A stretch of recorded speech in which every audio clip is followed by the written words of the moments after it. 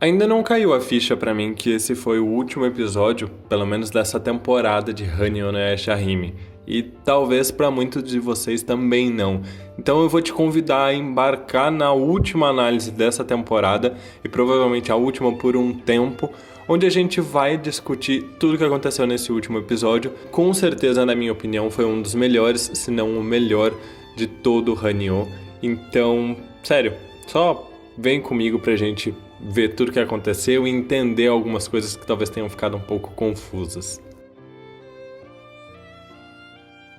Olá, meus queridos, eu sou o Avalon das páginas Avalon Geek e antes de mais nada, eu não vou pedir para você deixar o like, para você se inscrever no canal, porque na verdade eu vou sim, mas vocês já sabem que eu peço isso todos os vídeos, então essa é a última vez, pelo menos por enquanto, que eu vou pedir para vocês me ajudarem a bater a meta dos 700 likes e eu tenho certeza que a gente consegue ultrapassar muito mais do que isso.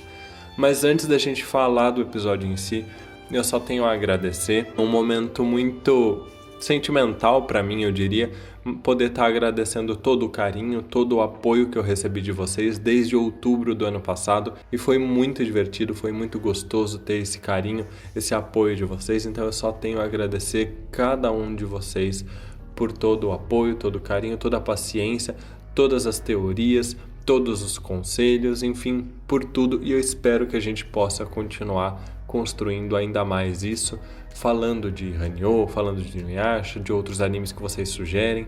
Então, muito obrigado. Então, se você já deixou o seu like, já se inscreveu no canal se não é inscrito, já me seguiu nas minhas redes sociais, @AvalonGeek, vamos para o episódio. O episódio número 24, que era oficialmente o último episódio, e a gente já sabia que ia ter uma segunda temporada, porque além das especulações já tinham havido vazamentos, e eu trouxe aqui em primeira mão para vocês, mas era teoricamente o último episódio mesmo confirmado. E então a gente começa esse episódio diretamente de onde o episódio anterior acabou.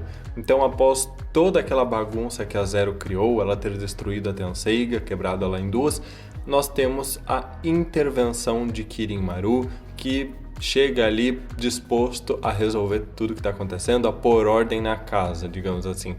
Eu acho que uma das primeiras coisas que a gente observa que é muito interessante é que imediatamente a Kirara retira as três meninas de cena. É claro que isso é uma jogada do roteiro, né, para poder dar o tempo ali para Zero, Kirin Maru e Sesshomaru resolverem as tretas deles, mas também em questão a personagem a Kirara, analisando a fala das demais, a gente pode entender que a Kirara na verdade quis protegê-las, quis tirá-las de perto de Kirin Maru por sentir ali uma energia demoníaca, uma sede de sangue, como as próprias meninas disseram. Então, acho isso muito fofo da parte da Kirara, o quanto ela se preocupa com as meninas e que mais pra frente ela traz as meninas pro campo de batalha, provavelmente porque elas estavam dispostas a lutar. Esses primeiros momentos do episódio, eu acho que precisam ser analisados junto com o episódio de análise da semana passada pra gente entender o comportamento da Zero. A Zero, ela fica bastante incomodada na maneira como Kirin Maru interfere e na maneira como Kirin Maru continua sendo cordial e respeitoso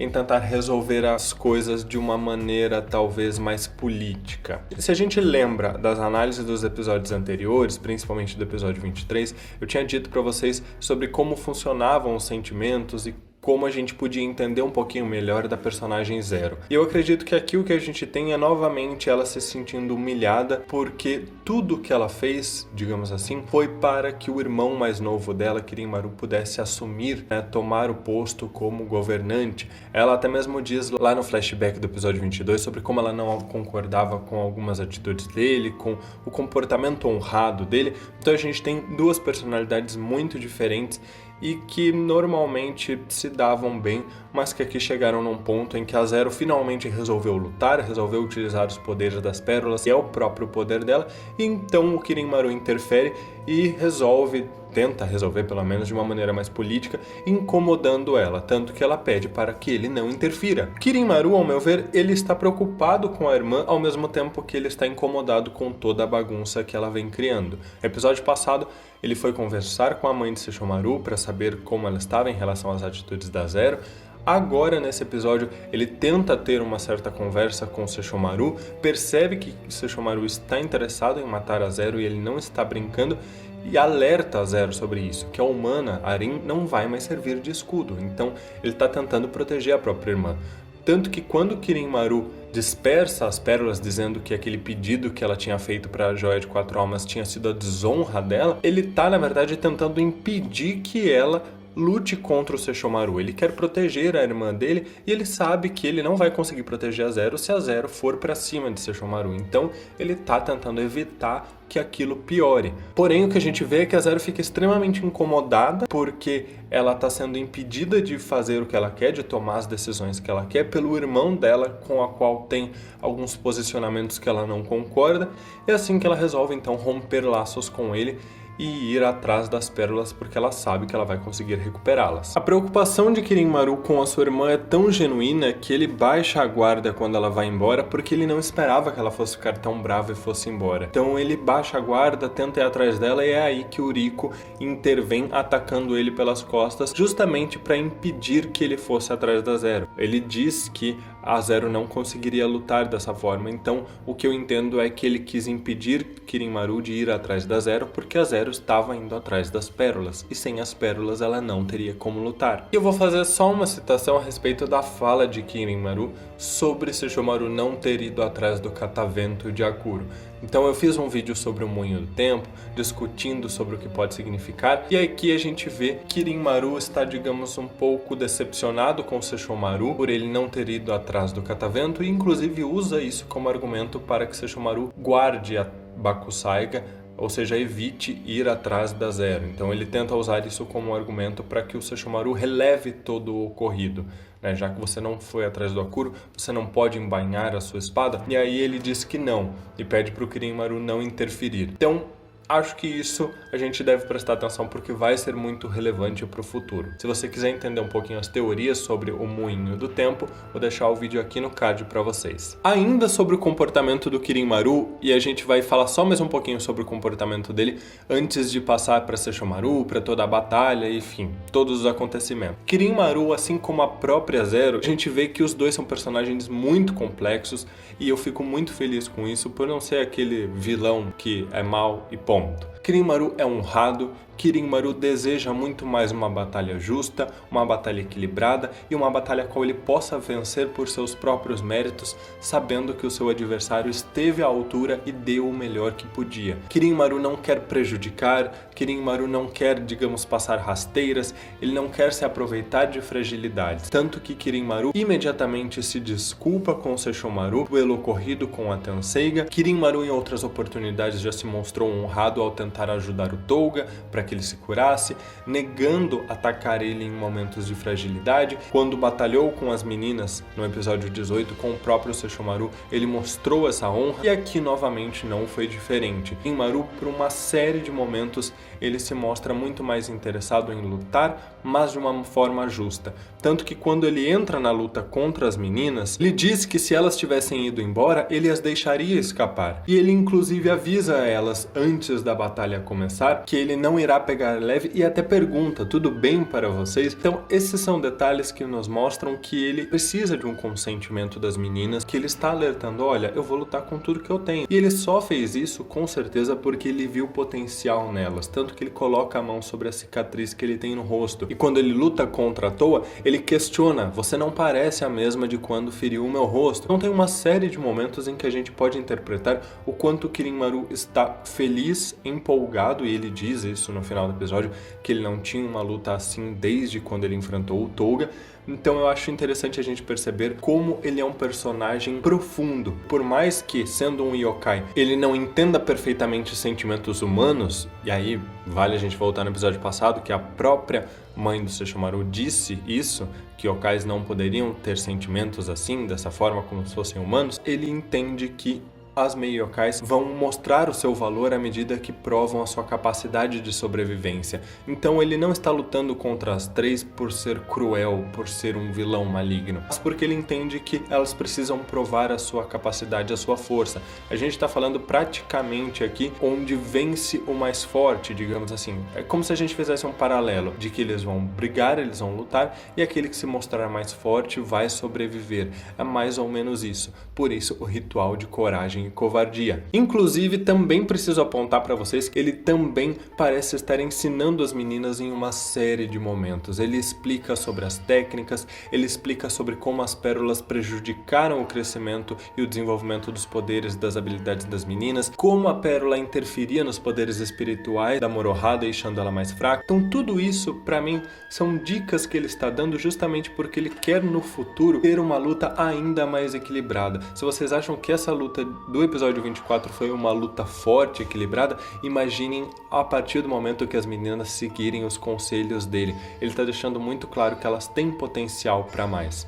Ele até mesmo faz menção da habilidade da Setsuna com a lâmina, porém sobre como a Naginata dela já não tinha mais corte, então não era capaz de feri-lo. Tudo isso nos mostra quão ele é experiente, poderoso e o quão ele não quer ganhar por detalhes que o tornem mais forte e seus inimigos mais fracos. Ele tem um caráter muito diferente de um Naraki, por exemplo. Inclusive a gente vai falar ainda um pouco mais sobre a morte da Setsuna, aliás, a gente vai falar muito sobre isso, mas eu acho interessante nós percebermos que o momento em que Kirin Maru ataca a Setsuna mortalmente é o momento em que ele parece perder o controle por ser ferido no rosto novamente. Então parece que em um momento de um ápice de fúria, de irracionalidade, ele deu um ataque muito forte, matou Setsuna e então ele permanece quieto esperando aquele pequeno momento de luto das demais até que é confrontado novamente, e mesmo quando o combate acaba, ele elogia todas elas, agradece pela batalha, diz que sente muito por não ser possível salvá-la com a Tenseiga. Não que Kirin Maru tenha matado Setsuna sem querer. Talvez ele nem tivesse a intenção em matar a Setsuna necessariamente.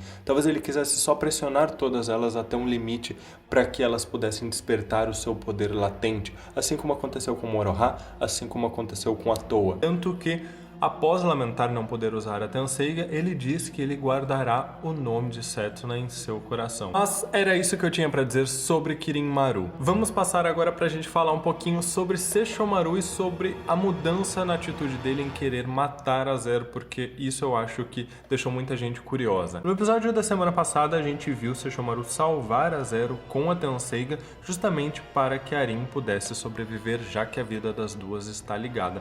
Mas aqui, o que parecia uma atitude repentina, Sesshomaru guarda a Tenseiga após as desculpas de Kirin Maru, dizendo não ter apego à espada, e então empunha a Bakusaiga ameaçando matar a Zero e dizendo até que se Kirin Maru interferisse, ele apenas iria agravar o sofrimento da Zero. E aí, não sei vocês, mas na hora eu fiquei assim do tipo, o quê? Porém, à medida que Sesshomaru conversa, ele fala, o pouco que ele fala, mas ele fala, ele diz que manter a Zero viva apenas deixaria Rin triste. E aí a gente tem que parar para refletir. Por que repentinamente Sesshomaru chegou à conclusão de que era melhor sacrificar a Zero junto com a Rin ao invés de mantê-las vivas? Bom, acredito eu que Sesshomaru pôde perceber a tristeza da Rin, que a gente vê inclusive na árvore quando ela derrama uma lágrima, pois a partir do final do episódio 23 e desse episódio 24, a Zero prometeu ela mesma acabar com as princesas Mei e Yokai. Então a gente tem que considerar que agora a Zero se tornou um perigo para as filhas. E aí eu pergunto para vocês, conhecendo o que a gente conhece da pureza da Rin, vocês acham que ela preferiria ficar viva neste estado onde ela está longe das filhas, vendo as filhas correrem perigo? Ou vocês acham que ela preferiria sacrificar a vida dela para que as filhas sobrevivessem? Eu acho que a gente sabe a resposta, então a gente sabe o como Sesshomaru reagiu a isso. Ele conhece a esposa que tem e é por isso que ele preferiria então ir contra a Zero, atacá-la para proteger as filhas, porque é o que deixaria a Rin feliz, saber que as filhas estavam bem. Ah, mas Avalon, a Zero sempre foi uma ameaça às filhas. Sim, mas indiretamente. Tanto que Sesshomaru tentou meios de proteger as meninas sem precisar lutar contra a Zero. Sesshomaru criou aquela barreira por meio do Jaken, Sesshomaru entregou as pérolas para que elas pudessem ter um poder maior, um power-up. Sesshomaru tentou treinar a Setsuna à distância para que ela conseguisse se proteger. Uma série de situações foram feitas para impedir que as coisas chegassem nesse ponto. Mas agora agora a Zero pessoalmente estava indo atrás das filhas dele. E até aí tudo bem, porque de certa forma elas estavam lutando, mas a Zero não estava sendo uma ameaça tão perigosa. Mas quando a Zero reuniu as 7 pérolas com ela e disse que usaria os poderes dela contra as meninas, aí a situação muda, porque aí a gente tem uma yokai muito provavelmente poderosa, porque ela é a irmã mais velha de Kirin-Maru, prometendo matar as meninas. Então é mais uma vez uma daquelas situações em que Sesshomaru, com poucas palavras, mostra o quanto ele conseguiu evoluir ao longo de toda essa trajetória. E tem mais no final do episódio que vocês sabem. Inclusive, considerando que a gente vê Sesshomaru dizer, quando ele vai atrás da Zero, que seria um ritual de coragem e covardia, eu acredito que a gente pode ter em mente que ele conhecia a respeito da possibilidade da espada da Setsuna. A Yukari no Tachikiri, que a gente vê que o Totosai já estava indo, o Jaken também estava indo para o campo de batalha, dizendo que a Arin estava chorando. Então, no fundo, eu acho que tem uma saída, uma solução, e é por isso que Sesshomaru não se importou, digamos assim, em deixar as meninas lutarem com Kirin-Maru, porque ele sabia que no final ia dar tudo certo, assim como a gente também sabe que no final vai dar tudo certo nessa próxima temporada. E tanto é que ele sabe mais do que a gente imagina, que ele vinha questionando no episódio passado sobre a Setsuna utilizar ou não a espada para poder ferir a Zero, e inclusive a gente percebe no meio da luta que parece que a lâmina de sangue da Setsuna é meio que purificada, o sangue transfere para a lâmina da Naginata, e aí quando ela se choca contra Kirin-Maru, esse choque de poderes faz com que a lâmina do braço dela se purifique, e então aquele clarão da lâmina branca, que faz muito mais menção a ser algo celestial, é capaz de romper a barreira de energia de Kirin-Maru, feri-lo no rosto. Então tem muita coisa aí que Sesshomaru não contou, mas que a gente observa. Bom, eu acho que eu já falei boa parte do que eu tinha para falar sobre Kirin-Maru, sobre Sesshomaru, sobre a Zero, então agora eu vou falar um pouquinho da luta e vou deixar para falar do final, sobre o que acontece com a Setsuna e sobre todo aquele sofrimento. A luta num todo foi incrível, aliás esse episódio foi incrível, a gente tem trocas de golpes muito boas. Para quem assistiu a live sabe o quanto eu fiquei impressionado com a maneira como as meninas foram com tudo. Elas inclusive ficam incomodadas quando Kirin-Maru diz que pegou leve, né? Porque elas ficam meio, como assim? Aquilo foi pegar leve? Aquilo já foi muito forte. E nós temos uma sincronia de golpes que eu acho que é o mais incrível. Toa, Setsuna e Moroha, elas intercalam golpes tentando pressionar, tentando encurralar Kirin-Maru. Então logo depois que uma ataca, a outra já está com um ataque pronto. A Setsuna salva a Moroha com o seu ataque do ciclone. Então são trocas de golpes incríveis. A luta, num modo geral, é muito boa. Eu achei interessante a maneira como o Kirin-Maru, num primeiro momento, utiliza a espada do Riko para lutar, e a gente percebe que a espada dele ela não é tão forte ao ponto de aguentar os poderes de Kirin-Maru e as técnicas dele. Tanto que quando ele utiliza o Bakusai Souha para desfazer, para contra-atacar Kurenai Bakuryuha da Moroha, a espada acaba sendo destruída. Então, uma pequena observação é que a espada de Kirin-Maru é uma espada realmente muito forte para aguentar os golpes, ao mesmo tempo que ele começou num primeiro momento, ainda assim meio que pegando leve, né? Ele usou a espada ali do Riko, que era uma espada notoriamente mais fraca. A gente tem poderes de espada, poderes demoníacos, nós temos rajadas de energia, poderes espirituais da Moroha, é tudo muito incrível nessa batalha. E aí, então, Kirin-Maru diz que vai contra-atacar. E aí nós temos um maior foco em Toa e Setsuna, que é quando ele acaba ferindo a Setsuna. Moroha foi tirada de combate por um tempinho, enquanto fica ali sendo protegida pela Kirara, e é quando ele tenta entender um pouquinho mais da relação das irmãs e como a Toa fica mais forte à medida que ela se preocupa e tenta proteger a Setsuna. Achei interessante a maneira como Kirin-Maru baixa a guarda em ir, digamos, com muita sede ao pote atrás da Setsuna para poder provocá-la e aumentar assim o ódio e os poderes da Toa, ao ponto de baixar a guarda e ser atacado novamente no mesmo lugar pela Toa, mesmo lugar que Riko já havia atacado. Foi inteligente da parte dela em aproveitar o ferimento, assim ela pôde causar muito mais dano a ele, ao mesmo tempo que me faz questionar se o Kirin-Maru não tem aí um ponto fraco nessa retaguarda, porque baixar a guarda 2 vezes no mesmo local me ajuda a te ajudar, né, Kirin-Maru? Vou fazer um adendo rapidinho para falar sobre o comportamento da Towa em relação ao Rico. Vocês podem esperar que os dois ainda vão se dar bem no futuro, porque ela não parece ter raiva dele, ela quer conversar com ele e entender tudo isso, ao mesmo tempo que ela inclusive agradece pelo ferimento que ele deixou. Eu confesso que eu esperava um pouquinho mais da Towa, achei que ela fosse ficar brava com o Rico, mas pelo visto não, ela ainda é bem ingênua e ela tá aí passando pano pro Rico, achando ainda que ele tá fazendo algo muito bom por ter atravessado o estômago do Kirin-Maru, mesmo sendo ele o responsável por causar tudo isso. Kirin-Maru é tão forte que consegue destruir a Naginata da Setsuna, e após a morte da Setsuna, que a gente vai falar no final com mais detalhes, nós temos a incrível chegada da Moroha em um estilo muito badass. Ela salta da Kirara e cai no solo com uma entrada espetacular, uma das melhores entradas que a gente já viu na história da franquia de Inuyasha. Eu achei incrível. Ela desta vez está com a Beniyasha controlada, ela está calma, com os seus poderes no máximo, e eu acho isso muito incrível. A maneira como ela diz que Kirin-Maru vai morrer naquele local é incrível. Uma das coisas que mais me surpreendeu foi ver que, à medida que ela eleva seu poder, uma sombra vermelha de energia no aspecto de Touga surge atrás dela, levantando aí uma série de teorias que eu vou deixar para um vídeo específico, mas que mostram aí o quão poderosa ela é e o quanto ela herdou de habilidades do próprio Touga. Kirin-Maru diz, né, que esse é o local onde ele faleceu, então talvez isso tenha ajudado de alguma forma, mas eu acho que não foi só isso, porque nós temos também a Towa incorporando um grande cão demoníaco azul, que é a figura do seu pai transformado, acima dela, enquanto ela ganha aspectos mais demoníacos, com o cabelo crescendo, ficando muito parecida com o Sesshomaru, a lua na testa. Ela fica incrível também, enquanto dois dragões rodeiam a sua lâmina de energia, já dando ali uma prévia do que a gente vai ver. Kirin-Maru desafia as duas e elas atacam com seus dragões. E ele inclusive explica que a Towa conseguiu ir além do Soryuha, a técnica criada por Sesshomaru,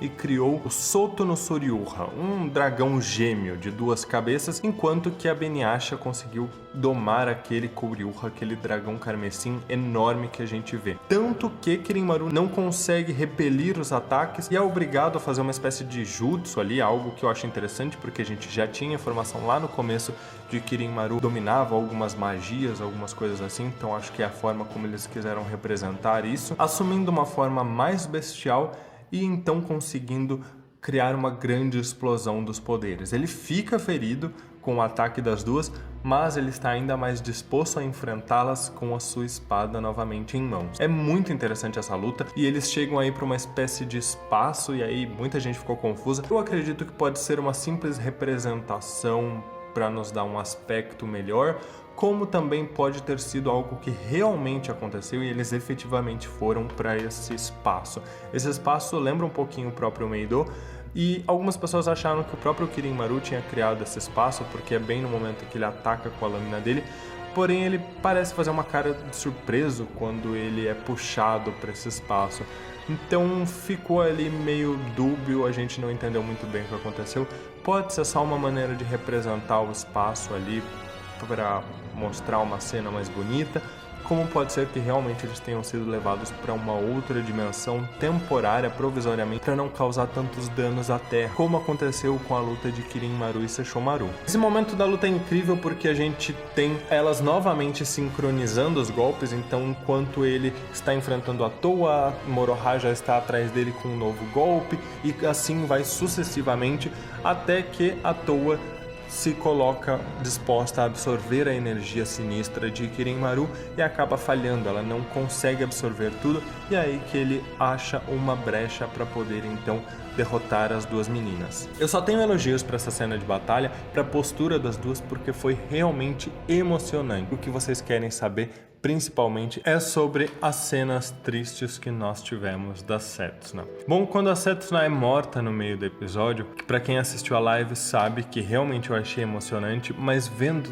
legendado aí o negócio ficou muito mais sério. Porque o momento em que ela está caída e a Toa vai atrás dela, começa a lembrar das palavras dela logo no começo, se não me engano no episódio 2 de Hanyo, onde ela dizia pra ela mesma que ela tinha uma irmã quando ela era pequena e que elas se separaram na floresta, e que ela começa a fazer toda essa associação de que novamente ela está perdendo a irmã dela, ela não foi capaz de protegê-la. Eu também tinha achado na live que faltou sangue, mas eu não tinha percebido a cena onde a gente vê o corpo da Setsuna cheio de sangue e aberto no meio. Então eu acho que, ok, eles conseguiram demonstrar o quão grave foi o ferimento, sim. Só faltou sangue talvez na hora do corte, mas como eles mostraram depois, então não vou reclamar de maneira nenhuma. A cena dela partindo é incrível porque ela tenta se mostrar durona ainda, ela tenta reconfortar a irmã dela e ainda, né, brinca dizendo: por que você tá triste? Você acha que eu vou morrer aqui? Não, eu só tô um pouco sonolenta. E pra gente que sabe que ela não pode dormir por conta do que aconteceu com a borboleta dos sonhos, isso fica muito mais pesado, muito mais impactante. Enquanto que ao fundo a gente tem o som do violino que ela toca. É uma mistura de detalhes que tornam a cena muito triste e muito emocionante. Principalmente à medida que a mão da Setsuna vai escorregando pela mão da Toa e ela vai fazendo a associação de que novamente ela soltou a mão da irmã dela.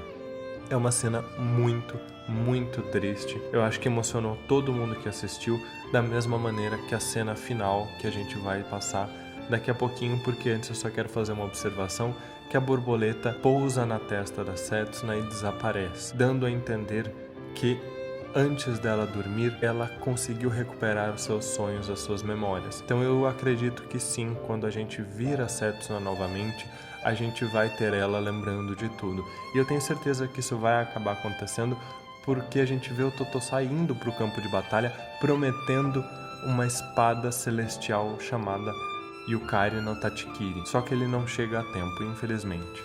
A cena final, após Kirin-Maru derrotar as meninas e dizer que lamenta tudo acabar daquela forma, o que reforça ainda mais o caráter dele, é justamente aquela cena da prévia que nós tínhamos, que é: começa a chover e Toa vai até o corpo de sua irmã já sem vida. A gente vê o quanto Kirara e Moroha também estão tristes, inclusive a Moroha tinha dito para Toa que Kirin-Maru não seria só uma presa dela, porque a Setsuna era uma amiga preciosa, e a gente viu o quanto essa amizade foi trabalhada, né? Eu acho isso muito interessante. A gente teve vários episódios focados na Setsuna e focados em desenvolver a relação dela com a Toa e a relação dela com a Moroha, e aqui ela está muito triste enquanto a Toa lamenta o ocorrido e pede desculpas ao corpo desfalecido de sua irmã. Enquanto isso, ela também reflete em silêncio, chorando, sobre quanto o mundo está cheio de pessoas fracas, mas que os verdadeiros fracos são aqueles que não conseguem proteger quem eles amam. É uma frase muito forte. Nós somos surpreendidos com um Mokomoko que me fez criar esperança por um segundo de que a Setsuna poderia estar viva, mas era Sesshomaru que então entrega a Tenseiga para sua filha. Ele fala alguma coisa e ela não entende, e quando ela pergunta o que, a chuva para, me dando a impressão de que Sesshomaru usou seu poder ao ponto de parar a chuva ou parar o tempo, o que é algo muito relevante se nós lembrarmos do moinho e em como eu disse que Sesshomaru, lá no vídeo do moinho que tá aqui no card, como Sesshomaru e Kirin-Maru podem ter uma relação com o moinho e a chave do tempo. Então ele para a chuva por um instante e pergunta se ela não quer experimentar, entregando a Tenseiga para ela. Uma das coisas mais importantes é não só o gesto dele em oferecer uma forma de salvar a sua irmã, a própria Toa, mas o fato dele chamá-la pelo nome, dele se referir pela primeira vez à sua filha pelo nome dela. É uma cena realmente muito impactante e que todo mundo que assistiu Inuyasha e lembra da primeira aparição de Sesshomaru, ao ver isso vai se emocionar, não tem como, porque é algo que tem muita carga emocional, por mais que tenha poucas palavras. Eu acho que é isso que faz que muitas pessoas amem Sesshomaru. Ele é um personagem que, mesmo que mal fale seus sentimentos, demonstra eles de uma maneira incrível. Bom, pessoal, essa análise ficou gigantesca, mas foi necessário porque foi um episódio cheio de emoções. Eu quero agradecer novamente todo mundo pedir para vocês deixarem o like pra gente bater a meta e ir muito além. Quero também pedir para vocês não desistirem do canal nesse meio tempo de ato, porque a gente ainda vai falar muito de Inuyasha, de Hanyo e de outros animes, então vem muitos vídeos de curiosidade, de outros assuntos por aí, que inclusive vocês podem sugerir aqui nos comentários. Digam pra mim o que vocês acharam. Eu fiz uma enquete sobre a cena mais emocionante que o pessoal achou lá no Instagram e a maioria achou que foi justamente essa cena final da Toa, da Setsuna e do Sesshomaru entregando a Tenseiga pra Toa. Então, muito obrigado por interagirem, muito obrigado por fazerem parte desse trabalho e dessa comunidade incrível que se respeita e se ama tanto. Meus queridos, muito obrigado e até o próximo vídeo. Um grande abraço e até mais.